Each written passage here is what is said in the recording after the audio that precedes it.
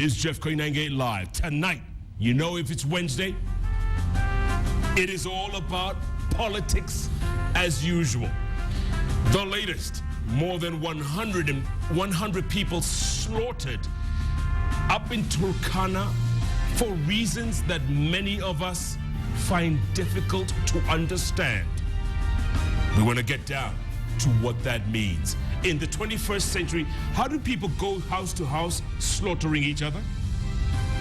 Somebody explain that to me. Also, Baba Yao is back. What does that mean for the bigger picture? List of shame.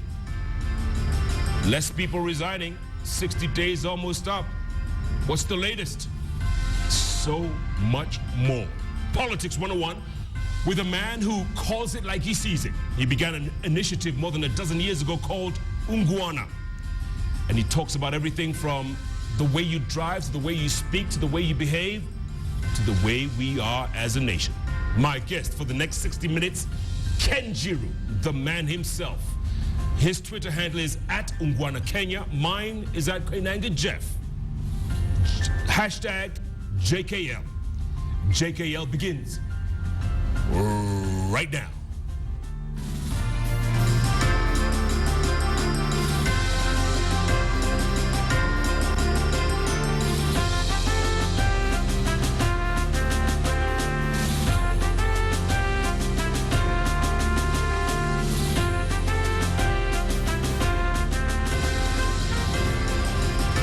And if you're just joining us, welcome to Jeff Koinange Live. We are indeed live at the La Prugnadoro at the Intercontinental Hotel here with my man. He speaks it like he sees it. He hasn't been on the show since our birthday back in January 7th, you remember? Yes. And you know, I think we all need a little therapy every now and then, a little holistic view of this nation as it is.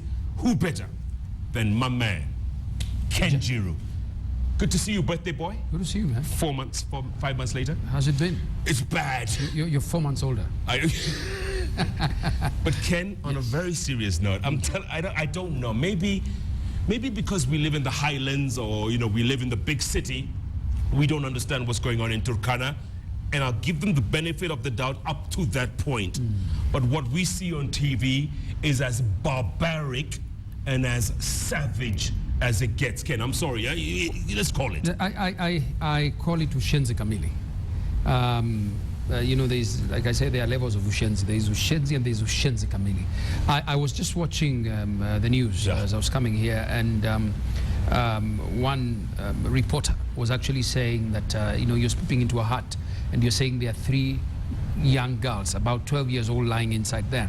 Dead? Yes, dead. And somebody else reported that whoever it was literally stabbing young kids, women, of course, killing men in the name of cows, as it were. Yeah. And for me, I think what we are seeing is a scenario where increasingly, whoever it is that is doing what they are doing, and they've been doing it over a couple of years, is at an animalistic level.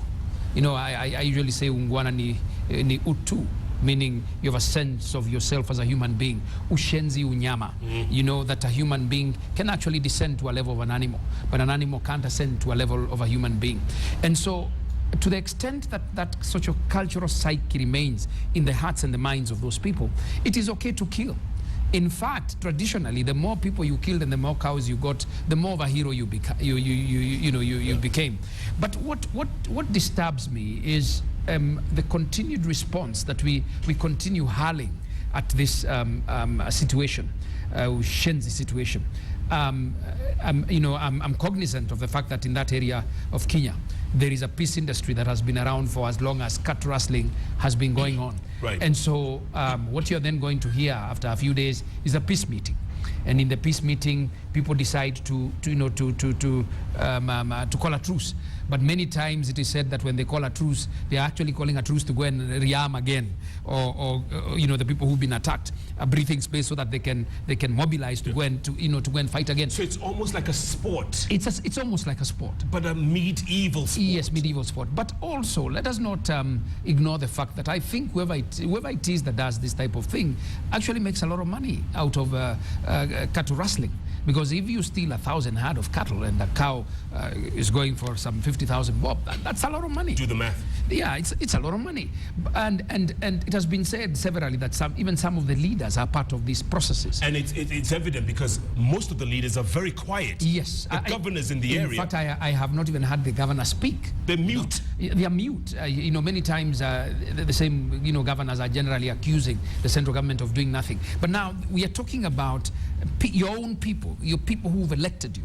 And if you then can't get to the root cause of this, of what is happening, then I think all the leaders who are calling themselves leaders in that particular area of Kenya should not even be, in positions of leadership. We should be ashamed of ourselves because the images that are being portrayed, and everyone's taking advantage, all these international networks are taking advantage of these pictures. And what they're showing is we're playing to the stereotype. Yes. That we are barbaric. We are savage. We are savages. We are primitive. Killing each other. We're playing to all the stereotypes. Killing each other over cows. Are they stupid? It's ushenzi, Jeff, and to the extent that the powers that be, and by the powers that be, I'm talking about the government, I'm talking about the elected leaders, I'm talking about anybody who has a voice, even community leaders, opinion shapers, to the extent that they don't start unraveling this ushenzi kamili to the core and the hearts of the local people. I think we are wasting time. Niceties, talking about peace, talking about the number of people who've died, without essentially getting to the souls, to the minds and the souls of these people, and the hearts of these people, that they may lift themselves up to that station we call human. Then we have a problem. Yeah. In fact, many times I've said, every time you see a war somewhere, and this is it's not even unique just to Africa. When we talk about the World War I's, II's, when you talk about what is happening in Ukraine, yeah. When you talk about what is happening in Syria, Yemen, look at what is happening in Libya. That is the human being who has sunk to the level of an animal, so that you think that killing a person will get you what you basically want. And over again, it has been proved that you will fight, you will kill until you get tired, and then when you get tired, you come to the table and say, okay, what was it that we were saying? Yeah. So if you're spiritually conscious, then you sit on the table in the first instance. We are looking at a scenario where today we have devolution. Billions of shillings are being sent to Turkana and to the Pokot people. Why haven't the leaders been able to restart reformatting fundamentally those economies? Because if it's about cows, then get better cows, get better breeds. Let everybody have cows until there's nowhere, there's no cows to steal. There are no cows to steal. Yeah. Also, let us transform the socio-cultural psyche. You can keep a cow in terms of money. I mean, we have a situation where in the same north where animals will die. You will not even sell them simply because of for you they are more, sometimes I think they're even ornaments, which you want to keep. And when they start dying at a bigger rate, you then start telling the government, buy the cows. And when the government doesn't buy the cows, you start saying, we've been marginalized. I think we need elevated thinking. I think we need to understand that, for me, that is a human being who has sunk to a level that is totally unacceptable, an animal. And I think we need to find a way of getting them to rise, to inspire them, to jump over their shadows and become human, to become Uungwana, as I put it. Let me take it as another step, Ken, and take it from a different angle. Could there be another reason that these people are fighting? They're being provoked to fight by an outside force because of what is present underneath the ground in Turkana. Because we hear there's either a lot of oil or a lot of gas or a lot of both. You see, whether or not there is gold, because I hear there is even gold as well. There is oil, there is natural gas. It is still ushenzi to not understand that wealth is effectively meant to benefit all of you, and it's a lot of wealth.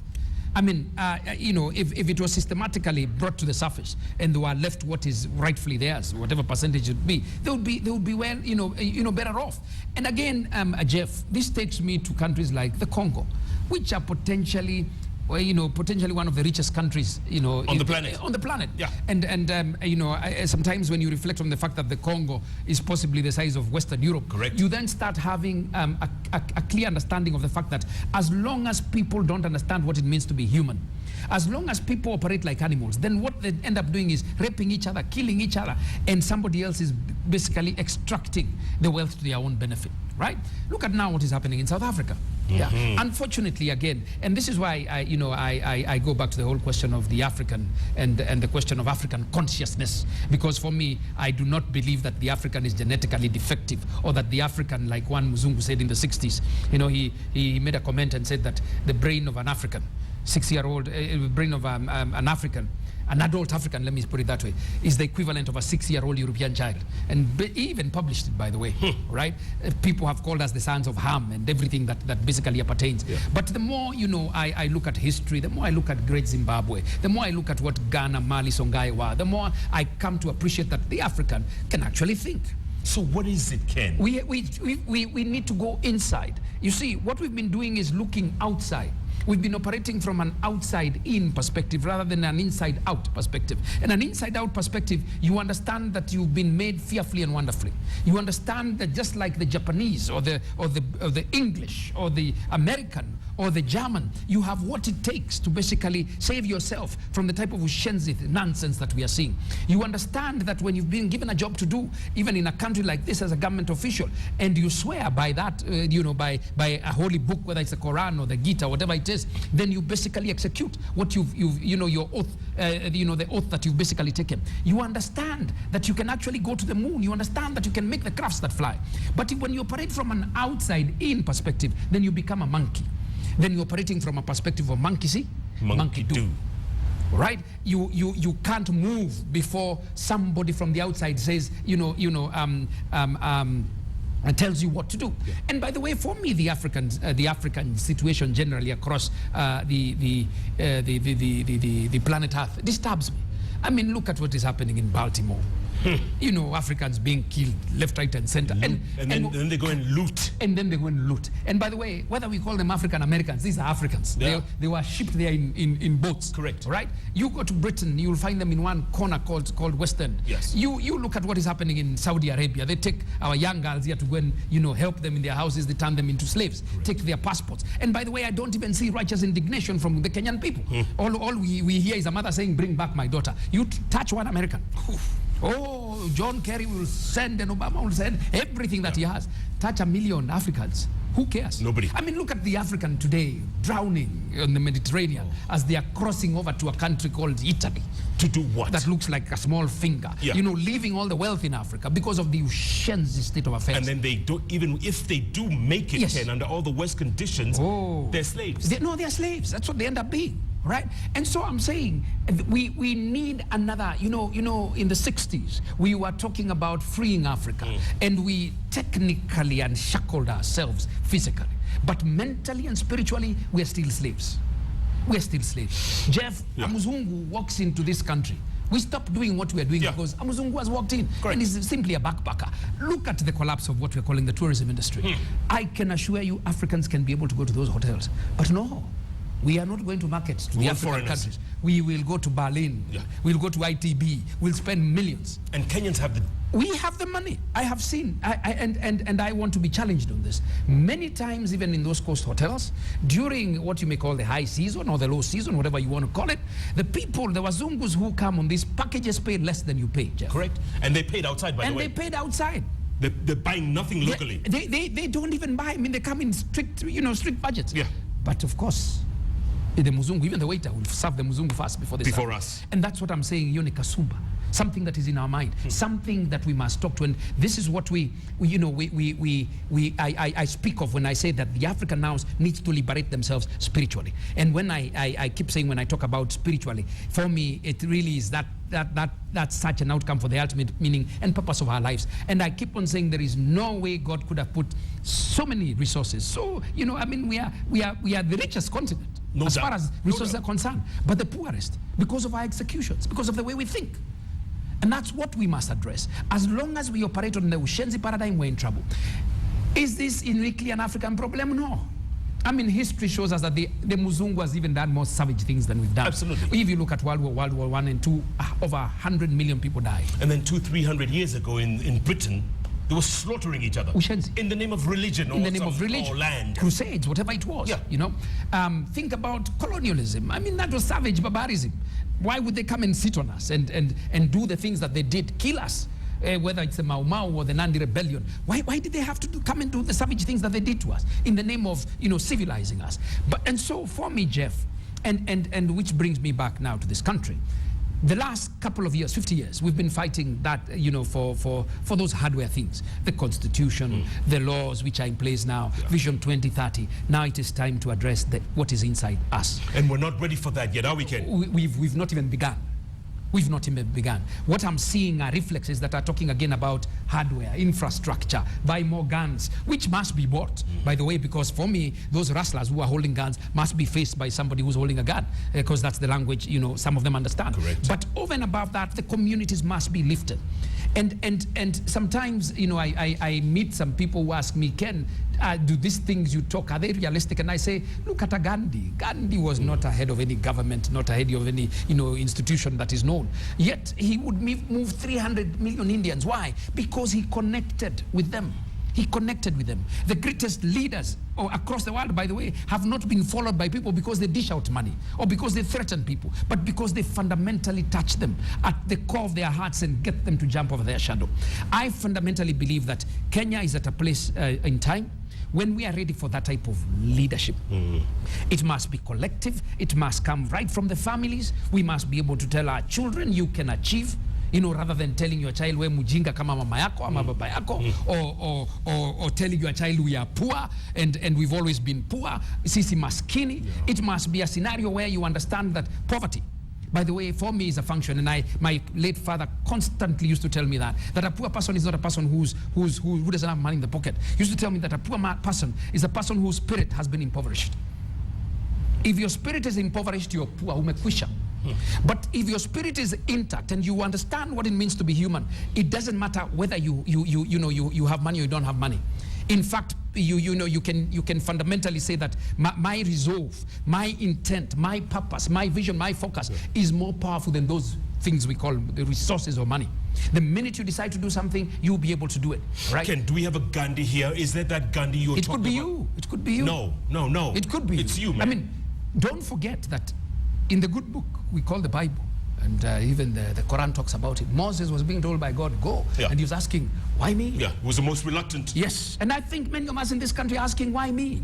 Yeah, we are instead of looking out and becoming what we can be, we place ourselves under the roof, so to speak, or hiding behind the crowd, or hiding behind the crowd, or waiting for a leader or other to say something before we can move.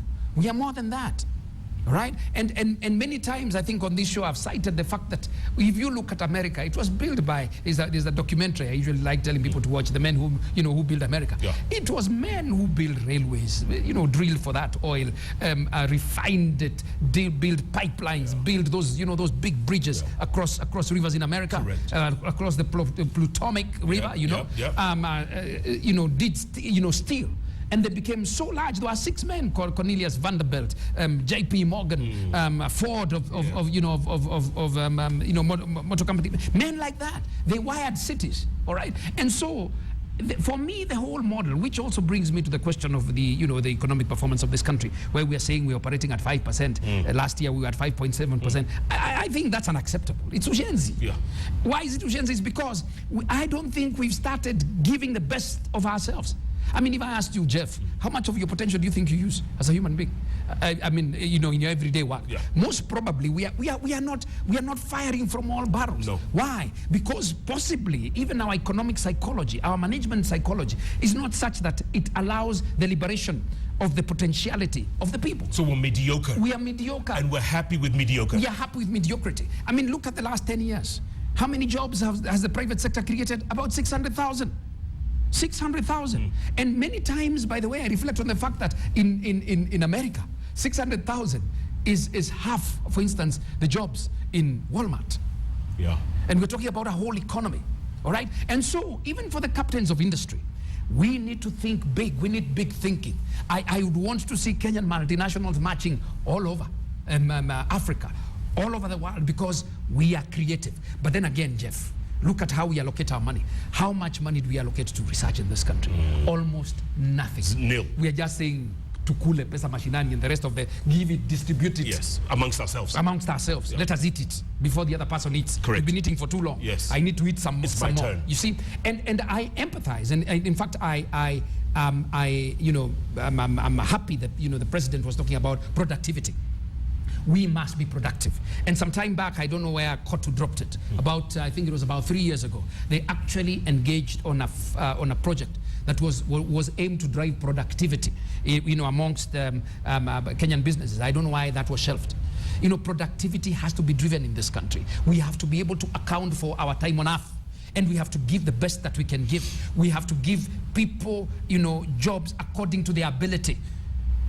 What they are made to do, more so in terms of gifting. Yes. Which means right down from the school, we must start nurturing careers and, aligned to the strengths of people. Today, you see so many people going to universities, and when you finish university, you're wondering, okay, now that I have a degree, what do I do? What do I do? In fact, somebody does law, and then you flip over and start doing you start, medicine, or you do medicine. I even have a friend, by the way, did medicine, and then now he's consulting on strategy.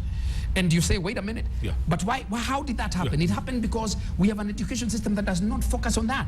Doesn't focus on that. And one of the things that you quickly then realize, even as we're talking about Singapore, for instance, they were very particular about how they chose even the people they call their teachers, because by the way, teaching is a noble profession and one of the most important professions in this country. But how do we recruit our teachers in this country? I remember when I went to high school and I was filling in my choices.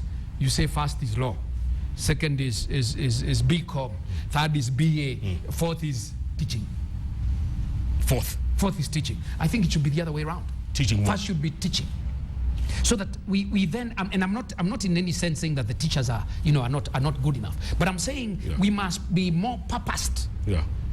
So that we are not relegating a profession which then determines what you and I become, what the nation becomes, to a fourth-rate choice. Not only fourth-rate, Ken, look at the teachers now. Half the time they're striking. Half the time they're asking for more money. Look at attendance. And by the way, they have refused, to do performance contracts. And it reflects on the kids. But then, in a sense, I also hear what they are saying, because how do you judge them on performance, and possibly their schools don't even have equipment? Goodness. It's a critical balance. Ken, hold that thought. I want to come back to it after the break. And I also want to talk about the fact that maybe the reason why we're not productive is because we're always in electioneering mode. Well, that's what one is talking about. You see, when is the next election? When is the next? For me, Jeff. Hold that thought, Ken. Okay. Hold that thought, because that's the thinking. Yes. We're all thinking, after 2013 is done, we're already into 2017. We're not thinking 2030, which is the vision. Think about it, Ken. Maybe that's where the problem lies. Goodness gracious me, Ken Njiru. Like I said in my tweets earlier today, we're going to take a holistic look at the state of the nation. Who better than the Uungwana man himself? There's so much ushenziness happening in this town, in this country. We need to put a stop to it. We need to buckle up, roll our sleeves, twende kazi. Otherwise, I tell you, man, let's just shut up the country and come back in 5 years. I don't know. Keep tweeting at Uungwana Kenya, at Koinange Jeff. The hashtag is JKL. JKL takes a break. We'll be back in a moment.